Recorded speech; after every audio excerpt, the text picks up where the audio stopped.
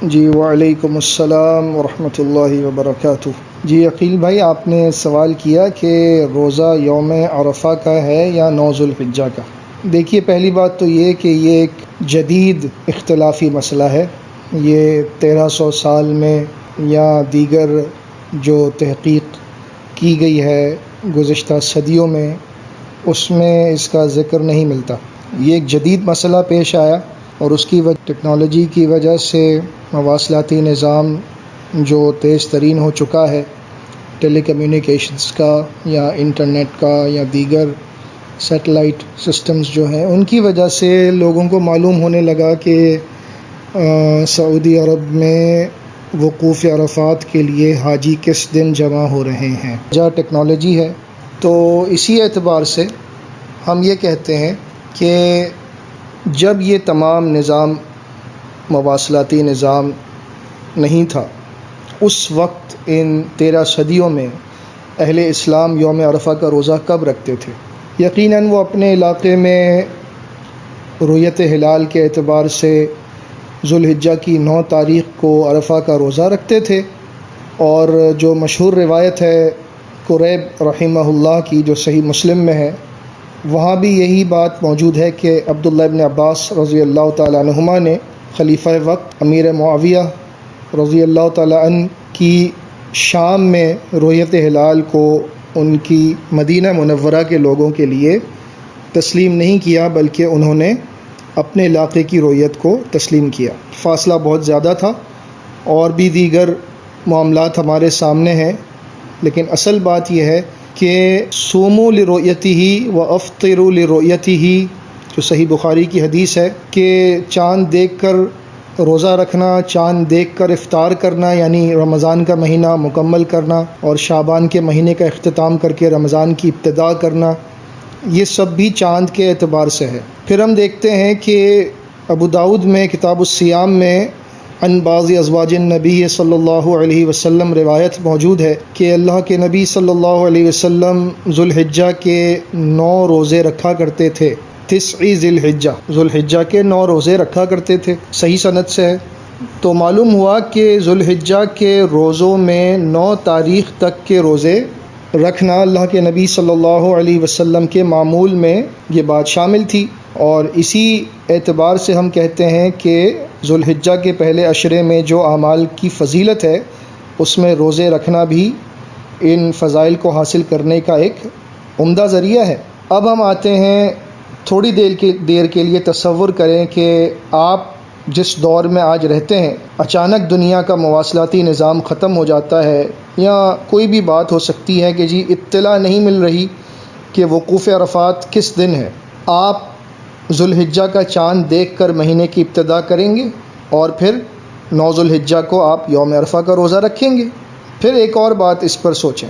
آپ عرفہ کا دن اگر حاجیوں کے عرفات میں وقوف کرنے کے ساتھ ہی تصور کریں گے، اور آپ یہی سمجھیں گے کہ ہم اسی دن کو یوم عرفہ کہیں گے اور اسی دن کا روزہ رکھیں گے، تو سمجھنے کی بات یہ ہے کہ یوم عرفہ کے بعد کا جو دن ہے وہ یوم النحر ہوتا ہے، قربانی کا دن۔ اب آپ جس طرح سے یوم عرفہ کے روزے کے متعلق یہ سمجھتے ہیں کہ میں وقوف عرفات کے دن روزہ رکھوں گا عرفہ کا،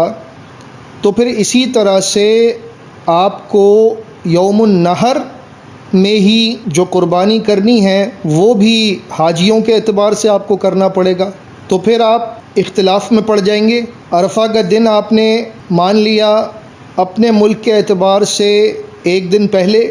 یعنی جب پاکستان میں 9 ذوالحجہ ہے تو آپ نے پاکستان کی 8 ذوالحجہ کو عرفہ کا روزہ رکھ لیا، کیونکہ وقوف عرفات پاکستان کی تاریخ کے اعتبار سے 8 تاریخ ہے، اور پھر اگلے دن آپ نے کچھ بھی نہیں کیا، اور پھر اس سے ایک دن چھوڑ کر آپ نے یوم النحر کو قربانی کا دن تسلیم کیا۔ تو یوم عرفہ کے فوراً بعد یوم النحر کا آنا یہ ظاہر بات ہے بالکل، لیکن آپ وقوف عرفات کے ساتھ یوم عرفہ کو مشروط کر کے 9 کے بعد ایک دن چھوڑ کر 10 تاریخ کو عید الاضحیٰ منائیں گے، یہ بات بھی بڑی عجیب ہو جائے گی، سمجھنے کی بات ہے۔ پھر ایک اور طریقے سے سمجھیں، دنیا میں ایسے ممالک ہیں جہاں پر مکہ مکرمہ سے پہلے چاند نظر آ جاتا ہے، مثلا لیبیا ہے، موروکو ہے، یہ وہ بیلٹ ہے عرب افریقن ممالک کی کہ جہاں پر مکہ مکرمہ سے پہلے چاند نظر آ جاتا ہے اور ہر مہینے اسی طرح ہوتا ہے۔ تو اب سوچنے کی بات یہ ہے، تقریباً ایسا ہی ہوتا ہے، تو سوچنے کی بات یہ ہے کہ اب جب یہ ممالک اپنا چاند دیکھ چکے، 9 ذوالحجہ کا روزہ 9 ذوالحجہ کو اپنے اعتبار سے رکھ چکے، اب 10 ذوالحجہ کو عید کا دن آ گیا، لیکن جب وہ عید کے دن اپنا پہنچتے ہیں 10 ذوالحجہ کو، تو انہیں معلوم ہوتا ہے کہ آج عرفات میں وقوف شروع ہو چکا ہے۔ تو کیا وہ اپنی عید کے دن عرفہ کا روزہ رکھیں گے صرف اس وجہ سے کہ حاجی عرفات میں جمع ہوئے لیکن ان کے ہاں 10 ذوالحجہ ہے، تو کیا وہ عید کے دن روزہ رکھیں گے؟ اس میں بھی آپ کے سوال کا جواب پوشیدہ ہے، بہت آسان طریقے سے آپ سمجھ سکتے ہیں کہ یقیناً وہ عید کے دن روزہ نہیں رکھ سکتے، کیونکہ انہیں اپنے 9 ذوالحجہ کا روزہ رکھنا ہے۔ اسی طرح سے جب آپ ان باتوں پر غور کریں گے تو آپ کو یہ بات سمجھ میں آئے گی کہ اسلام الحمدللہ 13 صدیوں سے جس طرح سے عمل ہوتا آیا ہے وہی طریقہ سنت سے قریب تر ہے، اور اس میں اختلاف نہ ہونے کا زیادہ بہتر معاملہ بنتا ہے۔ اور اگر ہم ٹیکنالوجی کو لے کر بیٹھ جائیں جو ایک وقتی چیز ہے، نہیں معلوم ہمیں کب یہ دنیا سے ختم ہو جائے یا کب کیا ہو جائے، پھر ہم کیا کریں گے؟ اس وقت جو ہم کریں گے اور جو 13 صدیوں سے اہل اسلام کر رہے ہیں وہی کرنا ہم سب کے لیے، اسی میں ہمارا بھلا ہے۔ لیکن پھر بھی اگر کوئی صاحب کہتے ہیں کہ نہیں میں تو عرفات کے وقوف کے دن ہی یوم عرفہ کا روزہ رکھوں گا، تو ہم انہیں ان کے اجتہاد پر ہرگز بھی انہیں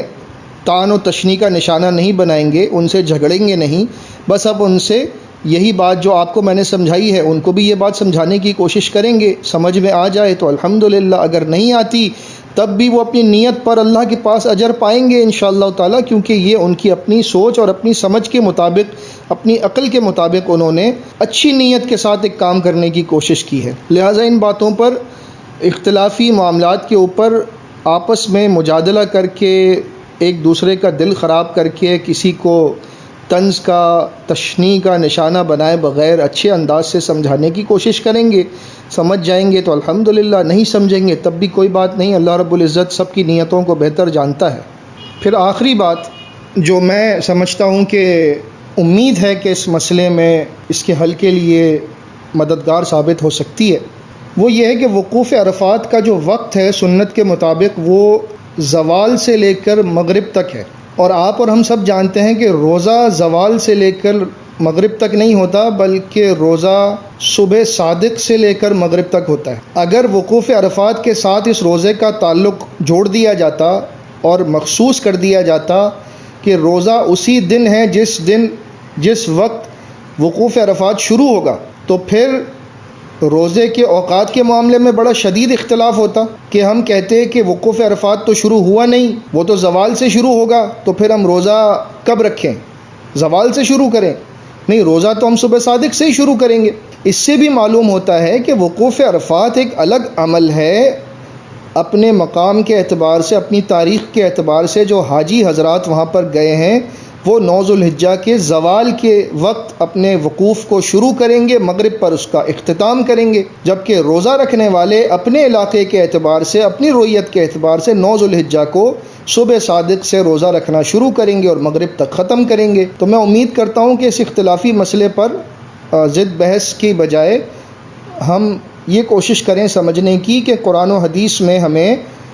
ان موجودہ مواصلاتی جو وسائل ہیں ان کے علاوہ تاریخ اسلام میں ہمیں کیا عمل ملتا ہے۔ جب ہم اس پر چلیں گے تو انشاءاللہ تعالی اختلاف نہیں ہوگا اور ہم سب اسی طریقے پر رہیں گے جس پر اہل اسلام رہے ہیں۔ اور پھر اس بات کا بھی امکان ہے کہ اگر مثال کے طور پر پاکستان میں ایک شخص رہ کر وہ عرفہ کے دن کا روزہ حاجیوں کے وقوف عرفات کے ساتھ جوڑتا ہے اور اسی پر بضد رہتا ہے اور لوگوں کو بھی اس کے مطابق عمل کرنے کے لیے سمجھاتا ہے، تو اس سے اختلاف کے بڑھنے کا اندیشہ ہے کہ لوگ آپس میں الجھ جائیں گے اور پھر نتیجتاً اختلاف جس کی ممانعت کی گئی ہے وہ بڑھتا چلا جائے گا۔ اس اختلاف سے بچنے کے لیے اور یوم عرفہ کے بعد یوم النہار کو عید کا دن منانے کے لیے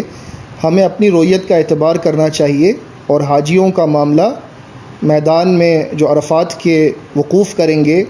ان کا معاملہ سعودی عرب کی تاریخوں کے ساتھ ہوگا، کیونکہ حج کا تعلق مکہ مکرمہ کی سرزمین کے ساتھ ہے، وہیں پر تمام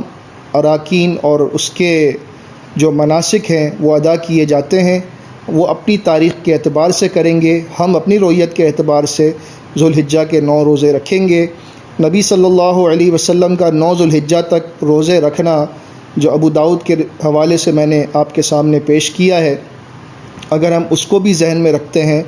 تو پھر اگر وقوف عرفات تک 9 ذوالحجہ کو سمجھا جائے گا تو ہماری رویت کے اعتبار سے 8 ذوالحجہ کو ہمیں روزے ختم کرنا پڑیں گے، جبکہ حدیث میں 9 ذوالحجہ کا تذکرہ 9 ذی الحجہ کے الفاظ سے علیحدہ سے ملتا ہے. اللہ رب العزت ہمیں سمجھنے کی اور عمل کرنے کی توفیق عطا فرمائے. السلام علیکم ورحمۃ اللہ وبرکاتہ.